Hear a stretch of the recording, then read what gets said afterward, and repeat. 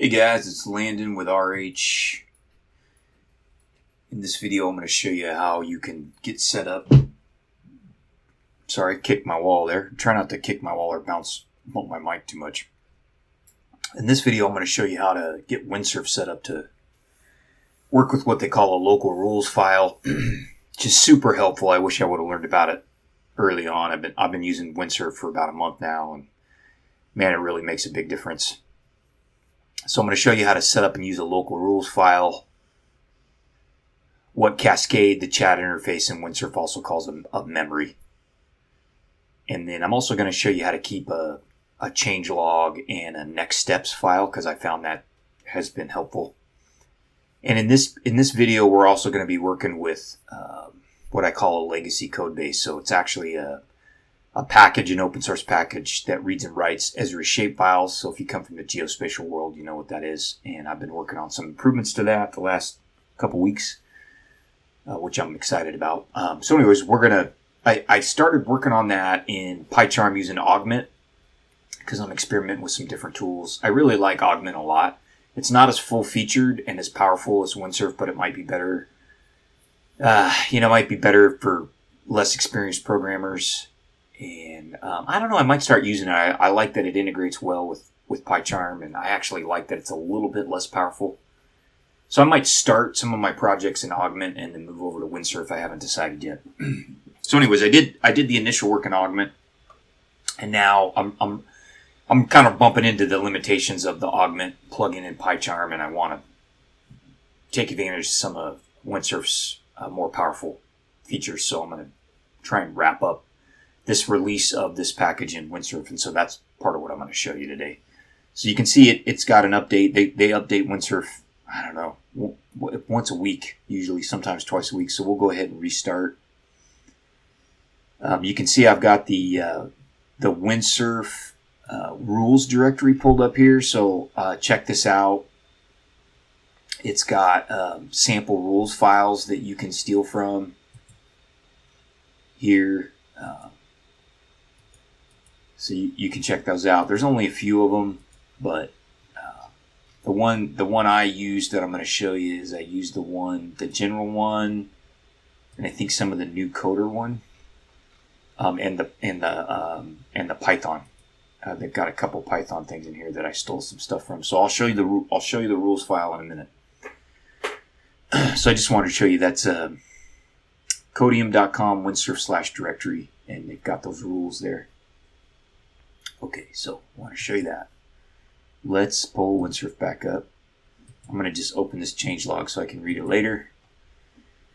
Okay, so let's open our folder. I've got a different Python project open here, so we're going to go to the File menu, and we'll go Open Folder, and I'm going to open this folder for this project. I've got it in my sandbox here. PyShape is the name of it, so I'll open that up. It says, hey, do you want to save these changes? Yeah, better do that. Okay, so here it is. It's got the changelog open. I'm just going to close these real quick.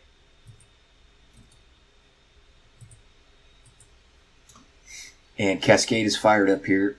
So we're about ready to start. You can see in the outline view, it gives you all your files here.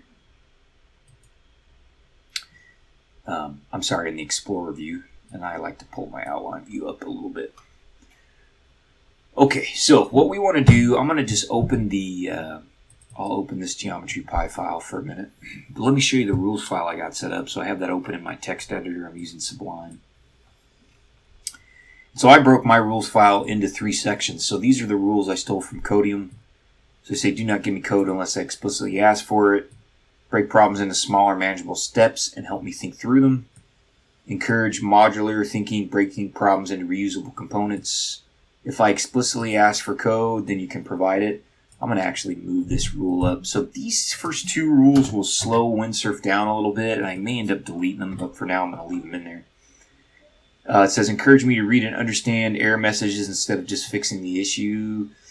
I don't know if I'm going to get rid of that one. I'm going to also get rid of this one about helping me identify patterns. let's see. I like this one. Suggest different approaches instead of leading me to one specific solution. Okay, then these are my rules for Python. So I want to use Python 3. I want to use type hints. I want to optimize for readability. I want to write modular code. I'm going to follow the PEP 8 style guide for Python. So those are all rules I stole from Codeium from their example files. I shouldn't say stole. I should say borrowed. And these are my rules that I've learned that these are things that I need to tell Windsurf when I'm working on a Python project. So I wanted to use MyPy and PyLint for type checking and code quality checking. I wanted to use the coverage model to check for test coverage. When we have a failing unit test or integration test, I want it to assume the problem is with the test first and only after that the code under test, because it'll write bad tests and then change your working code, which really sucks. I want it to explain test failures to me before attempting to fix the failing test. What I'm trying to do with these two rules here is just slow it down a little bit when it's riffing on its own test results. So you can get kind of caught in a dangerous cycle there where it'll run tests, try and fix tests. It'll run tests, it'll see the failing tests, it'll try and fix the failing tests. It'll introduce errors, it'll run the test again, and you can kind of get caught in what I call a doom loop. So these two rules are to break that doom loop that Windsurf can get in when it's riffing on its own test results. And then I said, don't add dependencies or new packages. Don't add dependencies on new packages or third-party libraries without asking me for permission. I didn't even know it did that until a couple times I'm like, where did that package come from? And it'll go out on GitHub and grab a package and add it to your project. And then in this last section here, I'm just telling it a little bit about the code base. So this is a geospatial library for reading and writing data in the user shapefile format. We're migrating the library to Python 3, and we're changing the library from a single module structure to a structure with multiple modules. Okay, so I'm going to save this as, and I'm going to put it in my folder here.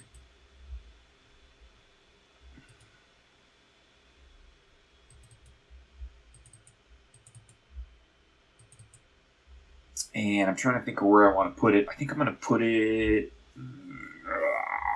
right here. So I'm going to call this Windsurf local rules txt, and I'll save that. Okay, so now what we're going to do in Windsurf is we're going to say, hi Cascade. We got to tell it to create a local rules file. So I'm going to say, I've added a local rules text file to this project. It is in the root folder.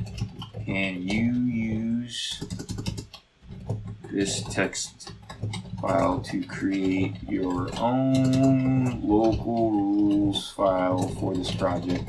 And then I don't know why I have to tell it this, but I usually tell it last time you did this with a file that had a .windsurf extension. I found that I have to tell it that about the file extension to get it to work properly. I don't know, maybe they fixed that in a recent update. Okay, so let's see what it does here.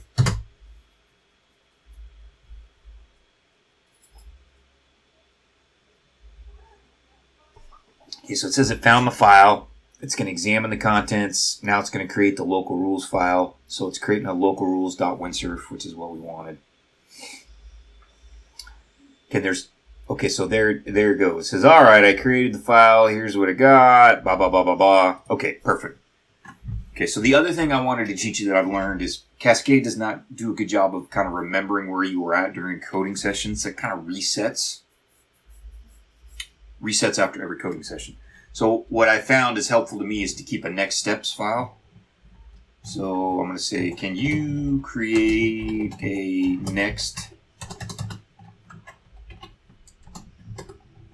steps.txt file in the project root folder?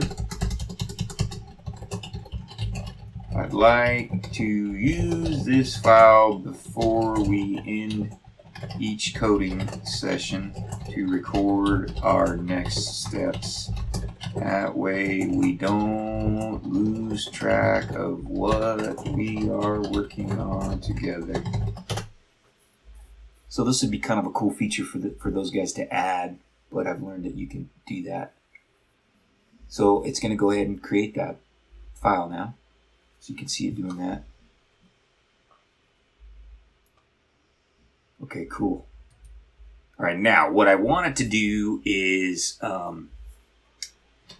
so Augment created a lot of unit tests for me, but I don't know that I don't know that Augment has an automated way to run all those unit tests yet. I need to play with it some more, but I know that Windsurf can do that. So I'm going to say, can you create a new Python file in this project that will run all of the unit tests and integration in a batch. I'll say this Python script should probably go in the root of the test folder.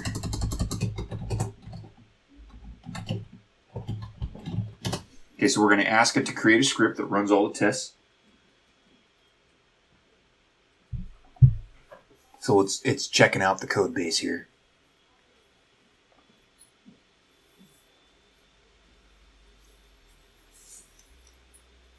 So it says, hey, I'm going to create this Python script. I can see that you're using PyTest.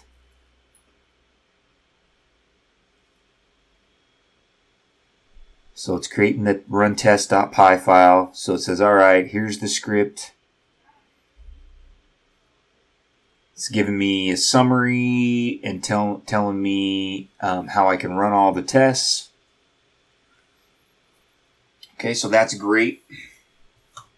Now, I'm running out of time, so I'm not going to run the tests in this video. But what I'm going to do is I'm going to tell it, I'm going to say, that's great, because I also want to show you that you should keep a changelog. Say, that's great. Please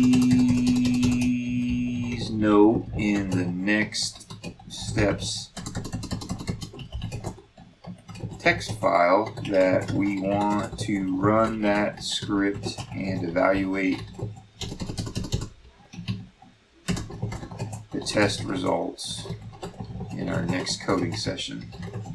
So now I'm telling it, hey, I gotta get out of here, but remind me when we start next that we gotta run the tests. So it's gonna say, all right, I'm gonna put that in the next steps. Okay, and then the last thing we're gonna do is we're gonna have it update the changelog. Okay, so it's telling me everything it did. That's great. Okay, and so I'm going to say, can you update our changelog with the improvements and fixes from this coding session? And it'll update our changelog for us. I don't know if I have a video yet on Windsurf. I can't remember. I might. So it's going to go ahead and update the changelog now. All right, you can see over here it's got the local rules file, so we can modify this. Oh, it actually fixed my comments. That's funny. Super cool. Okay, so it's saying, hey, here's what I did. Here's what I added to the changelog. So we're going to say keep all. That's a wrap, guys. So now you know in Windsurf how you can set up a local rules file, a next steps file, and update your changelog. Hope you guys find this video helpful, and I'll do some more. I'll do some more videos in Windsurf, and I'll probably show you a little bit about how Augment works in PyCharm too. I think that'd be cool.